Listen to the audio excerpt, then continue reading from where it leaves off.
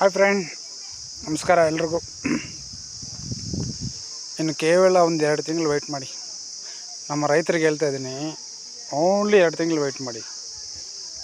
ಯಾರು ಕಷ್ಟಪಟ್ಟು ಈ ಬಿಸಿಲಿಗೆ ಬೆಲೆ ತೆಗಿತಾರೋ ಅವರಂತೂ ಪಕ್ಕಾ ರಾಜಯೋಗ ಬರುತ್ತೆ ಅವ್ರಿಗೆ. ಟಮಾಟ ಹಾಕಿರೋರಿಗಂತೂ ನಿಜವಾಗ್ಲೂ ಈ ಸರಿ ಒಳ್ಳೆ ಲಾಟ್ರಿ ಹೊಡಿತೀರ ಟಮಾಟದವ್ರು ಮಾತ್ರ. ಯಾಕಂದರೆ ಅಷ್ಟೊಂದು ಬಿಸಿಲು ಹೆವಿ ಇದೆ.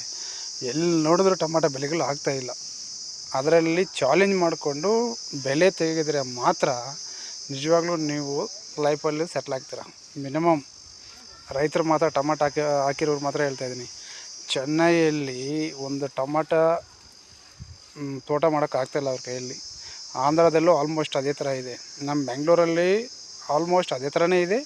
ಅಂದರೆ ಸ್ವಲ್ಪ ಪರವಾಗಿಲ್ಲ. ಆದರೆ ಸ್ವಲ್ಪ ಗಿಡನ ನಮ್ಮ ಮಗು ನೋಡ್ದಂಗೆ ನೋಡಿಕೊಂಡು ತೋಟ ಏನಾದರೂ ಉಳಿಸ್ಕೊಂಡ್ರೆ ಈಗಲೇ 400-500 ರೂಪಾಯಿ ನಡೀತಾಯಿದೆ ಟೊಮಾಟೊ. ಇನ್ನು ಮೇ, ಜೂನ್, ಜುಲೈ ಇದರಲ್ಲಿ ಅಂತೂ ಪಕ್ಕ 1800 ರೂಪಾಯಿ 2000ವರೆಗೂ ರೀಚ್ ಆಗುತ್ತೆ ಟೊಮಾಟೊ. ನೋಡ್ಕೊಂಡಿರಿ ಫ್ರೆಂಡ್ಸ್, ತುಂಬ ಚೆನ್ನಾಗಿ ನೋಡ್ಕೊಳ್ಳಿ friends. Thank you so much.